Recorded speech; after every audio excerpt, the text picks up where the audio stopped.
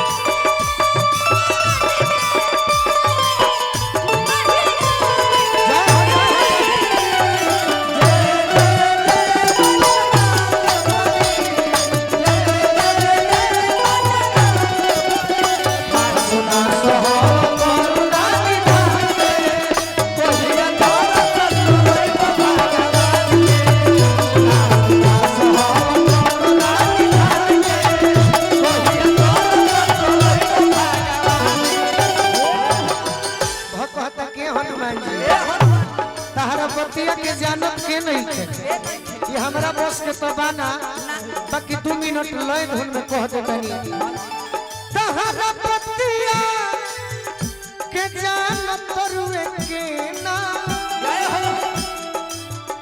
धावल गिरी लेके आइला जैसे के ना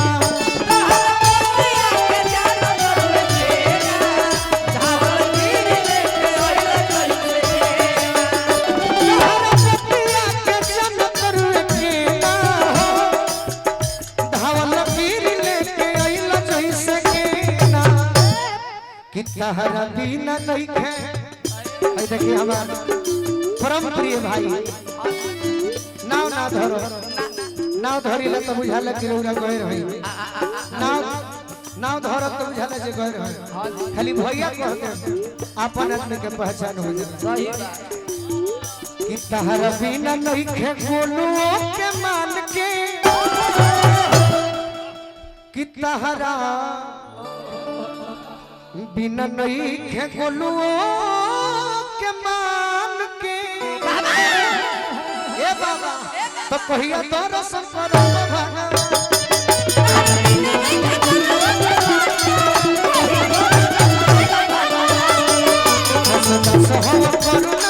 कहिया तो रसम करइबो भगवान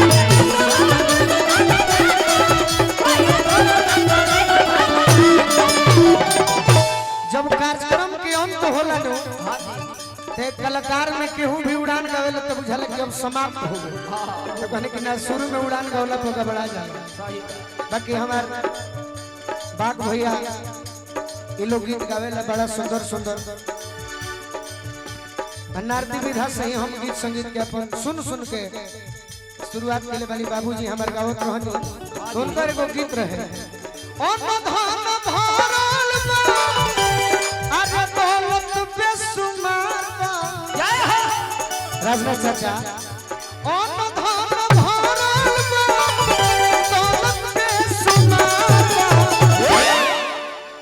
सुरेश बाबा हमारा राजना चाचा की ओर से बहुत बहुत आशीर्वाद मिलल है लयदार कर मतलब राजना चाचा बाबा सही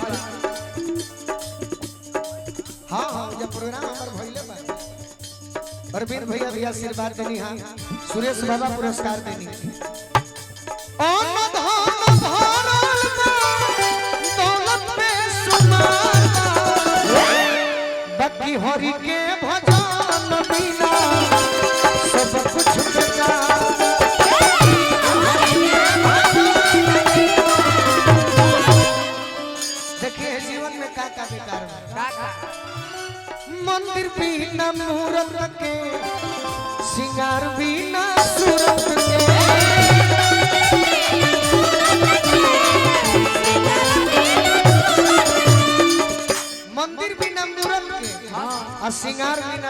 के बिल्कुल बेकार बा। आज हमनी के साउंड मिलल बा, दीपक साउंड, राजन भैया के पूरा टीम बा, स्टेज मिलल बा, लाइट मिलल, तो गावे में कितना आनंद आवत और सबके सुनहु में आनंद आवत हुई।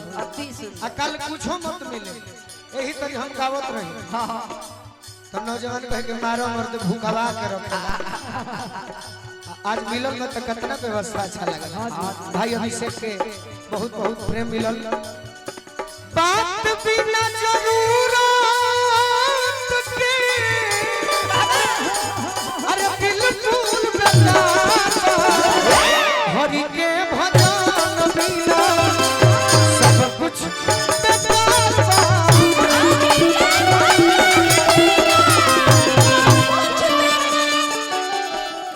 चिड़ै बिना चोंच के अब बैल बिना पूंछ के,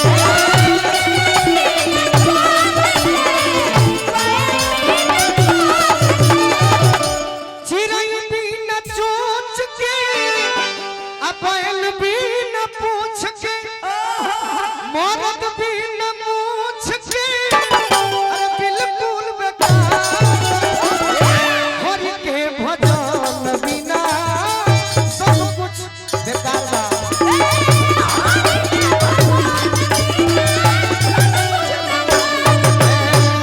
हरि के भजन बिना सब कुछ बेकार।